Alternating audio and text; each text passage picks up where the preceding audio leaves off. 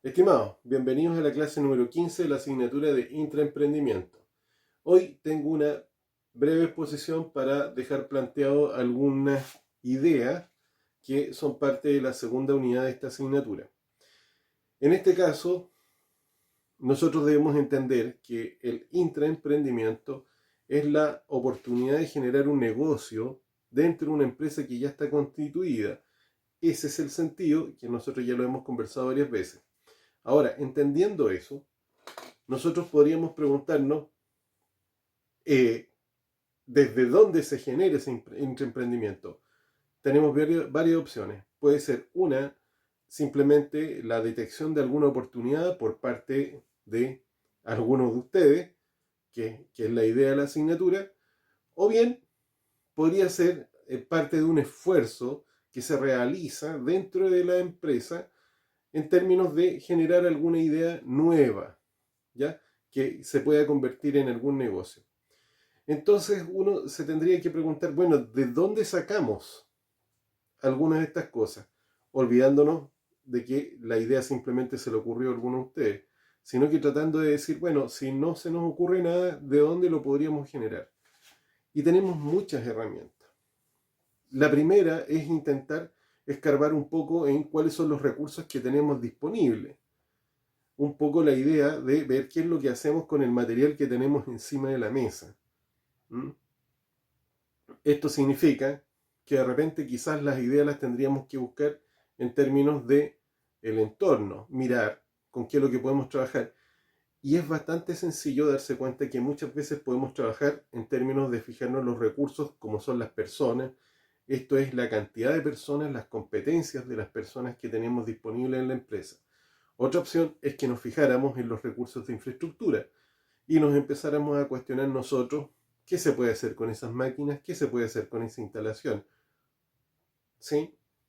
Por supuesto que estoy ahorrándome muchas preguntas, como por ejemplo, no solamente qué se puede hacer, sino que a quién más le interesa lo que yo tengo. Pueden ser algunas de las preguntas que yo me haga, por ejemplo, respecto a la infraestructura.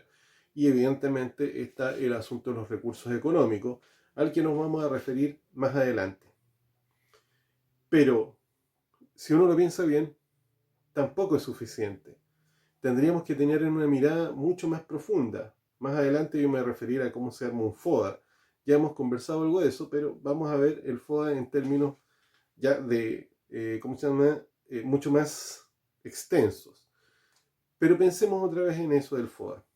Un análisis FODA a nosotros nos permite determinar cuáles son las fortalezas que tenemos en esa empresa, cuáles son las debilidades, cuáles son las oportunidades externas y las amenazas externas.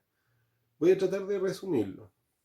Cuando nosotros pensamos en la fortaleza, justamente iba en la línea de qué hacemos con los recursos que tenemos disponibles. Por supuesto que no solamente es persona, no solamente se trata de la infraestructura, también está el conocimiento. También tenemos, en términos de las debilidades, podemos hacerle en las mismas de dimensiones. Nos podemos referir a las debilidades dentro de una empresa también en términos del recurso humano, lo económico y el conocimiento. Pero ahora lo interesante está en ver la parte externa. Y ahí es donde uno tiene que pensar, si el intraemprendimiento lo que está planteando es la posibilidad de generar nuevos negocios dentro de una empresa, nosotros tendríamos que hacer ese análisis del entorno, es decir, las oportunidades y las amenazas en términos de negocio. No nos debemos olvidar de eso.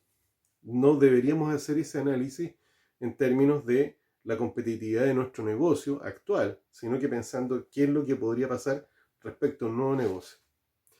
Bien, yo ya antes me he referido con ustedes al caso de que eventualmente si estamos trabajando en una empresa que presta servicios de mantenimiento, quizás mirar que contamos con algunos espacios donde podríamos instalar algún otro tipo de servicio.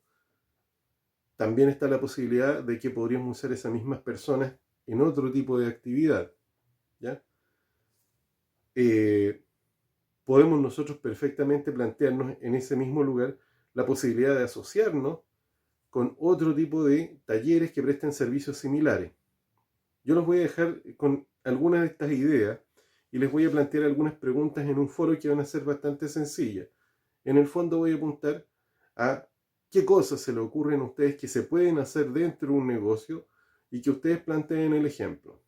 Bien, lo dejo hasta acá y revisen el ambiente de aprendizaje.